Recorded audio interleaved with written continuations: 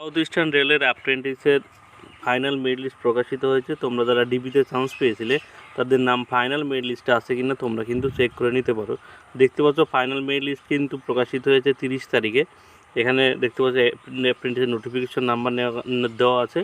Scroll down করে যদি নিচের দিকে আসি তাহলে কিন্তু এখানে তোমরা নাম দেখতে পাবে। ঠিক আছে, এখানে প্রথমে যারা ফাইনাল মেরিট লিস্টে সিলেক্ট হয়েছে তাদের নাম প্রথমে থাকবে, তাদের ডেট অফ বার্থ থাকবে, তারা কোন ক্যাটাগরি সেটা থাকবে, এবার সে কোন ক্যাটাগরিতে সিলেক্ট হয়েছে সেটা থাকবে, তার ট্রেড থাকবে এবং তার ডিভিশন থাকবে, অর্থাৎ সে কোন ডিভিশনে সে চান্স পেয়েছে। দেখতে পাচ্ছ এখানে আদ্রা ডিভিশনে এখানে চান্স পেয়েছে।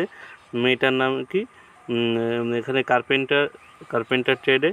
এবারে অনিল কুমার দাস এখানে দেখতে ইউআর ফিটারে চান্স পেয়েছে আদ্রা ডিভিশনে। এরকম স্ক্রল ডাউন করে তোমাদের নাম এখানে আছে কিনা তোমরা কিন্তু এভাবে দেখে নিতে পারবে। একটা পিডিএফেই কিন্তু সমস্ত ডিভিশন, অর্থাৎ সাউথ ইস্টার্ন রেলের যতগুলো ডিভিশন আছে, এসিআরের যতগুলো ডিভিশন আছে, প্রত্যেক ডিভিশনের নাম কিন্তু একটা পিডিএফের মধ্যে আছে। তোমাদের কিন্তু সেগুলো খুঁজে নিতে হবে। অর্থাৎ তুমি যে ডিভিশনে ফর্ম ফিল আপ করেছিলে, দেখতে পাচ্ছ এরপরে চক্রধরপুর চলে আসলো, এরকম কিন্তু তোমরা পরপর তোমরা কিন্তু দেখে নিতে পারবে যে তুমি যে ডিভিশনে ফর্ম ফিল আপ করেছিলে সেই ডিভিশনে তোমার সিলেকশনের লিস্টে, তোমাদের ফাইনাল মেরিট লিস্টে তোমাদের নাম আছে কিনা। তবে যারা ডিবি করেছিল তাদের বেশিরভাগ ক্ষেত্রে সবারই সিলেকশন হয়ে যায়, কারণ ডিবির ক্ষেত্রে বেশিরভাগ ছেলে মেয়েই যায় না।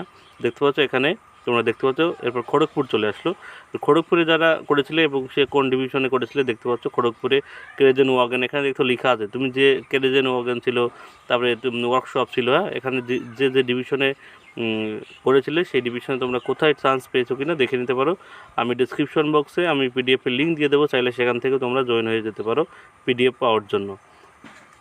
আর সবাই একটা কথাই বলছে যে ফাইনাল মেরিট লিস্ট দেওয়ার পরে কতদিন পরে সিলেকশন হয়। ফাইনাল মেরিট লিস্ট দেওয়ার মিনিমাম 2 মাস, অর্থাৎ 2 মাস কিন্তু লেগে যায়, ঠিক আছে, জয়েনিং হতে হতে, এবং তার আগেও হয়ে যায়।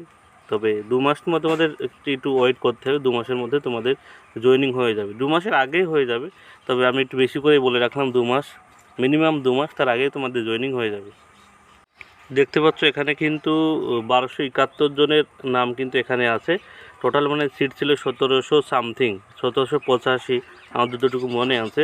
দেখতে পাচ্ছ তার মানে এই বাদ বাকি ছেলেমেয়েরা কিন্তু ডিবিতে যায়নি, অর্থাৎ ডিবিতে যারাই গেছে তারাই কিন্তু সিলেকশনটা পেয়ে গেছে। ঠিক আছে, তোমরা যদি চাও জয়েনিংয়ের ফুল প্রসেসের ভিডিও চাও তোমরা অবশ্যই কমেন্ট করো, আমি তাহলে একটা ভিডিও তোমাদের বানিয়ে দেবো।